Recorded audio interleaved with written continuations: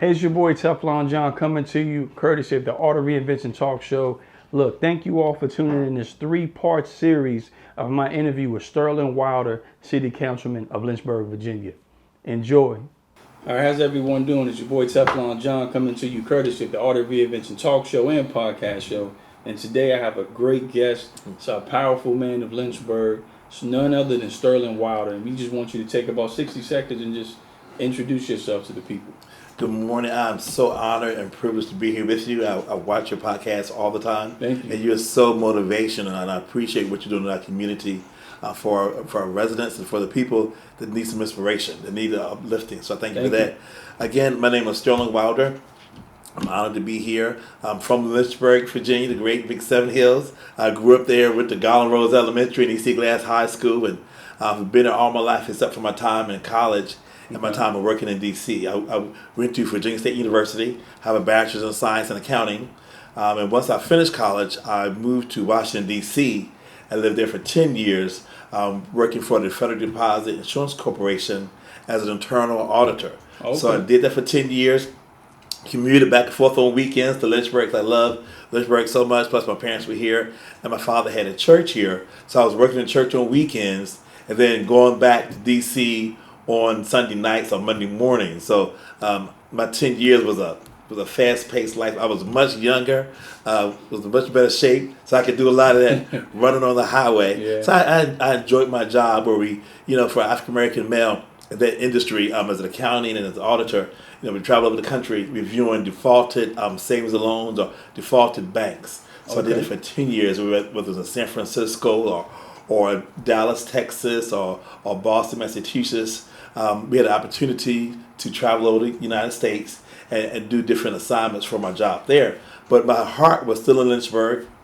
I was working in the church, had started a youth choir, and then some of my kids needed more help, so I started a mentoring program. Gotcha. And from the mentoring program, I came back to Lynchburg in '97, because again, I just wanted to do more, and I feel like I could do more if I was here on a full-time basis. Mm-hmm. So I started the Jubilee Center in actually '99.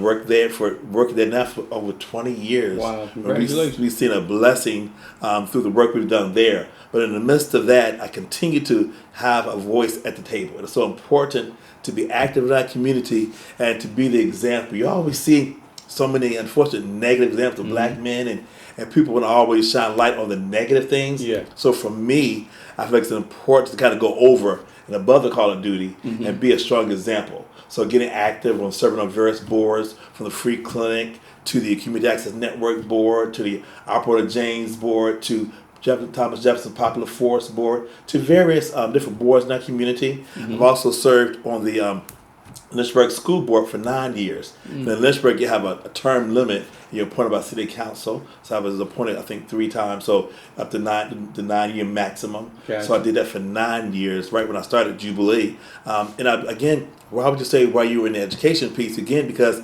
education is the future for our children. And it's so important for us to make sure our kids are learning, to make sure we have that, again, that I'll talk about a lot of times, that voice at the table. And I was at a workshop that Andre Whitehead did, and one of the ladies from Appomattox, from Amherst, she's on the school board there, and she was saying that if we're not at the table, we're going to be on the menu. Oh, wow. And I have used that everywhere I go, so I need to contribute that to her. But again, you want to make sure your voice is at the table. Yeah. So I was on the school board for 9 years, and after that, you say, like, wow, what can I do else for my community? What can I do for my people? What can I do to make sure that we are represented and that we have our seat at the table? Yeah. So a friend of mine was on City Council. He got off there for another project he was doing. So I ran for City Council some 4 years ago, and now I've served on City Council for the past 4 years. Wow. Again, making sure my voice is at the table. And I was listening to Tyler Perry when he was talking about his studio in Atlanta, Georgia. And you just see he was a young man who was homeless, who's done so many things for this nation with his media, with his giving, with his philanthropy efforts and things of that nature. And one thing he said, it was not enough that he was at the table. he had to build his own table. Yeah. You know, so even that we have to take it to another level. Yeah, you step it know, up. where you want to be at the table 1st, Uh-huh. and now once you're at that table, it's not enough. Yeah. You want to say, how can I build my own table? How can I build my table for others? So in my life, in my process, from going from FDIC and my church work to Jubilee to my school board work, now the city council, to see how can I build a table for my community. And not just that we're sitting at the table, that we're empowering ourselves together that we can build our own table. So that's kind of my life in a quick nutshell. Okay. And the one thing that I like about you, Sterling, is you've been in the community. So listening to your background and listening to everything that you've done so far, you've been in the community, so you understand the actual people.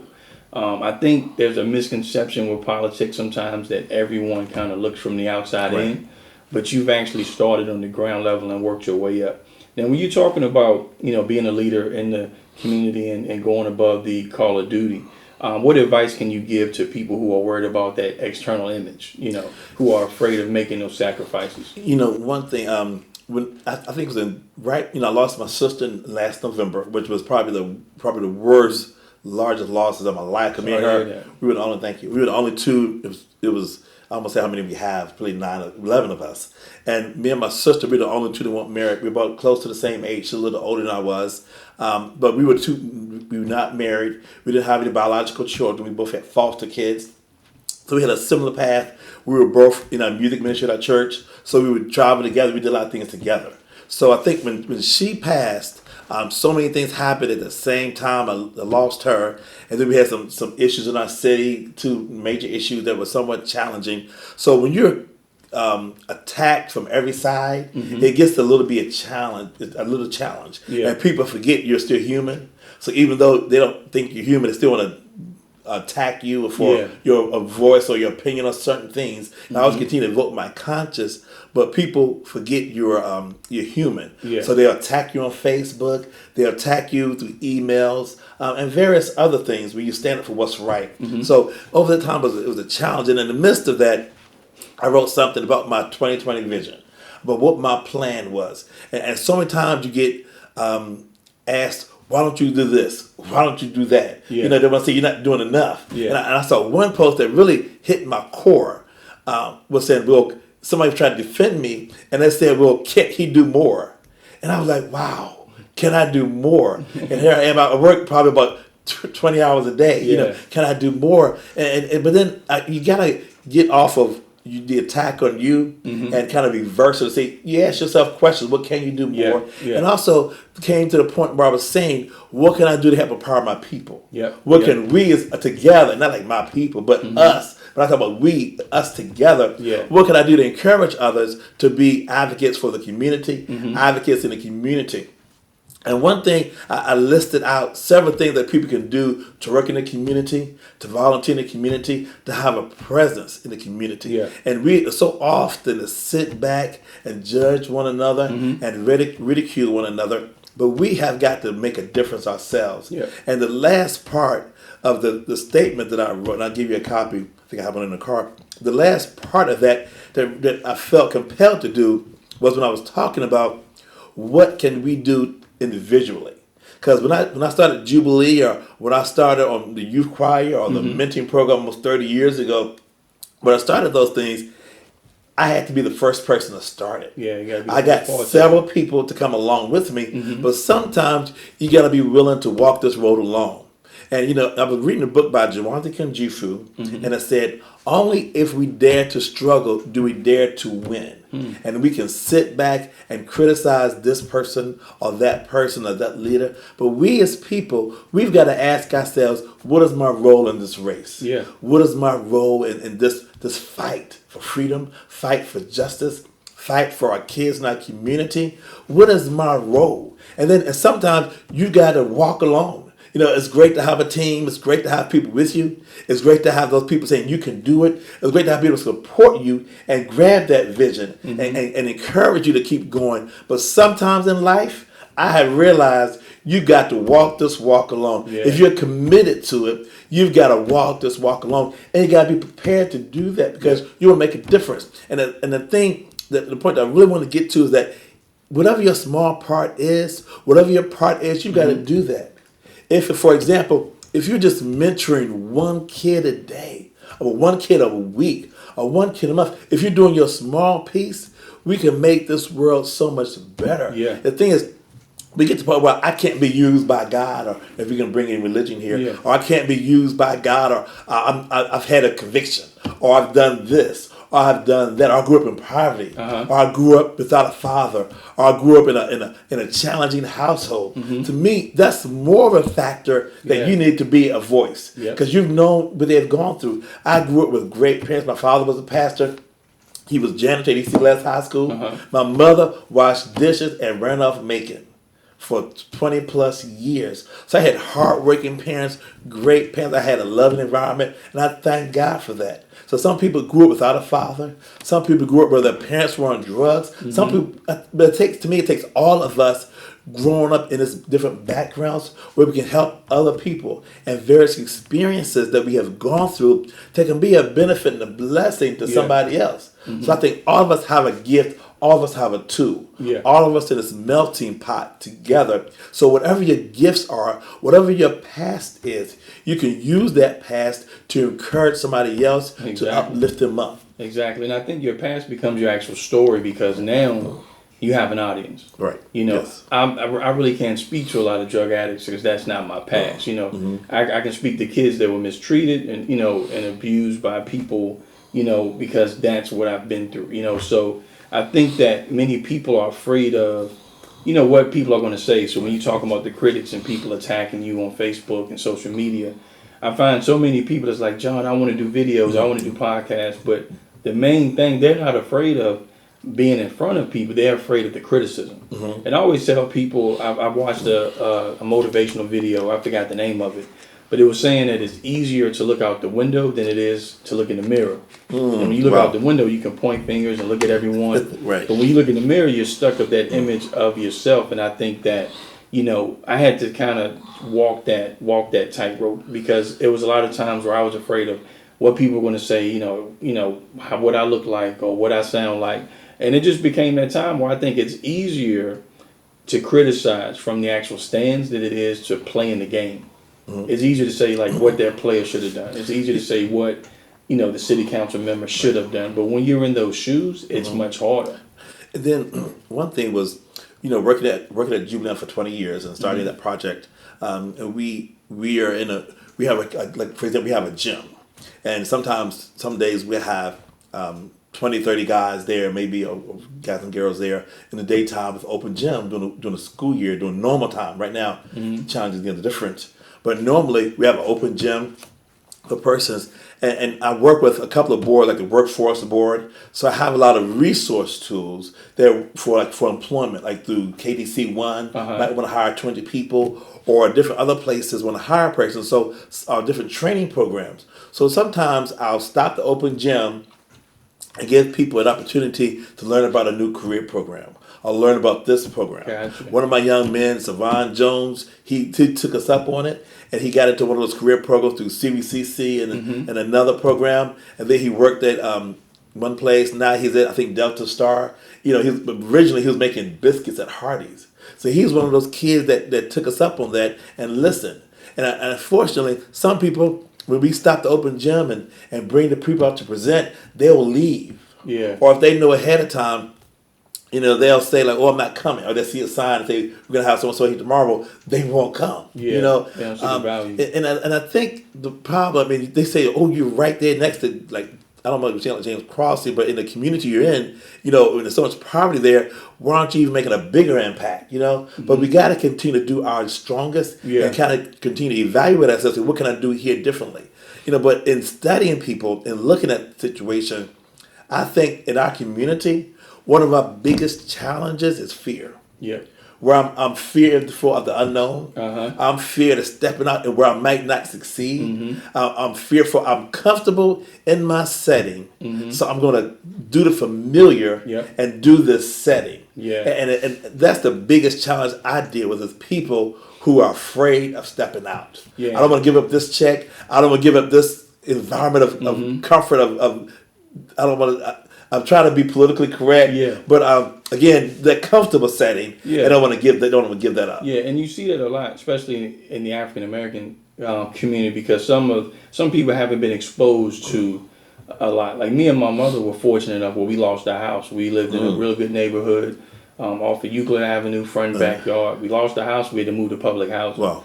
And so that's something I never thought would happen to us. And being in public housing, what I realized is some people, that's all they know. Mm-hmm. Yeah. You know, they've never seen a front yard, backyard, a community. They never seen neighbors come out the house that are dressed up, you know, in a suit going to work, or people that are lawyers going to work, or doctors, you know. And so even being an African American male, when I was young, a lot of times all I seen was janitors, you know, like a lot of hard grunt workers. And so that becomes the possibility for you.